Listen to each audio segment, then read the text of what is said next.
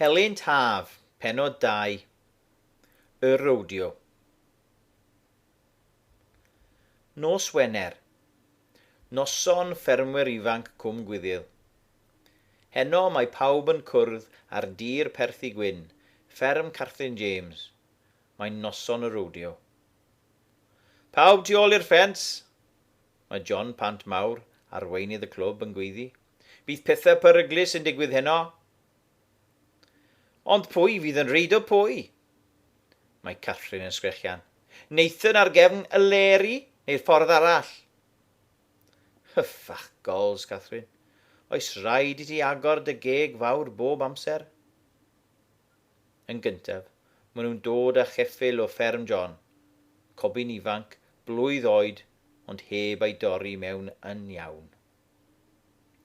Rhaid mynd ar ei gefnau, dim cyfrwy, wrth gwrs, ac wedyn rownd y bêl sy'n o amgylch y ca, medd John yn uchel. Emer sy'n mentro gynta, brawd Catrin. Mae'n codi ar y ceffyl yn rwydd, ond cyn pen hanner munud mae'r cobyn yn siglo ei hunan a dyna'r emyr ar ei ben ôl ar y llawr. Mae 4 o'r boes yn cael tro, ond neb yn para mwy na hanner y cwrs ar ei gem. Wims i chi gyd, gweidda Catrin. Mae hi'n troi at Nathan. Beth amdano ti, Sundance? Mae golwg o fraw ar wyneb Nathan. Ddim dros yng ngrogi, mae Eleri'n siomedig, a dyma syniad yn fflachio trwy fy mhen. Dyma'r ffordd i ddangos fo hun o flaen Eleri. Fe driau? Naw, mae llygad pawb arna i.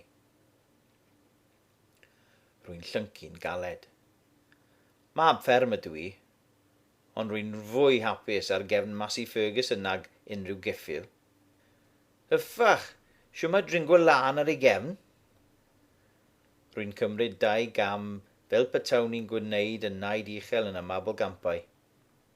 Codi fy nghoes dde, y cobyn yn symud, a dyma fi ar fy nghefn. Hyffach, mae'r ddair yn galed. Tria eto, medd John. Kitchen ei fwng cyn neidio trwy hyn, mae'n ychwanegu'n dawel. Rwy'n dal mwng y creadur am dwylo. Neidio'n rhoi chwith a dyma fi arno. Come on, cowboy! Cyffodd a gochrau'r ceffyl a fysgidiau. Rwy'n tynnu ar y mwng i'w symud i'r chwith. Ar unwaith mae'r cobyn yn rhoi hwb mawr ymlaen fel Ferrari yn cychwyn. Finnau'n llithro i ochr a glanio'n glatch ar fy ysgwydd dde. Y boen yn llosgi fel fflam. Mae'r boes eraill yn chwerthin cyn fy helpu fi gerdded yn ôl at y ffens. Mae dagrau chwerthin ar wyneb Catrin. Oedd y sio na'n well na Humpty Dumpty. Ond mae Leri'n gofidio. Mae golwg welw arna ti, dyfed. Dwi ddim wedi edrych arna i fel na o'r blaen. Falle bod hi'n werth gwneud ffwl ohono fi fy hun wedi'r cwbl. Ond aw! Rwy'n methu symud fy mraich dde. Mae mhen yn dechrau troi. Mae popeth yn tywyllu. Wrth agor fy llygad rwy'n gweld mod i ar y soffa yn hi Catrin. Sŵn yr hwyl yn dod o'r cae tu fas, a mam Catrin yn cynnig glasaid o ddŵr i mi. Ar ôl y rodeo mae pawb yn troi ar Drover's Arms yn y pentre. Finnau'n trio ei dilyn ond fy mhen yn troi eto, a dyma fi'n cwmpo yn erbyn drws y gegin. Maen nhw'n gorfod ffonio dad. Dyw e ddim o werthin. Bydden well tas y ti'n helpu fi gyda'r godro gatre, mae'n chwrni. Dim ond joio sydd ar dy feddwl di. Joio, mynd iawn. Mae'r boen yn fy ysgwydd fel nodwydd boeth.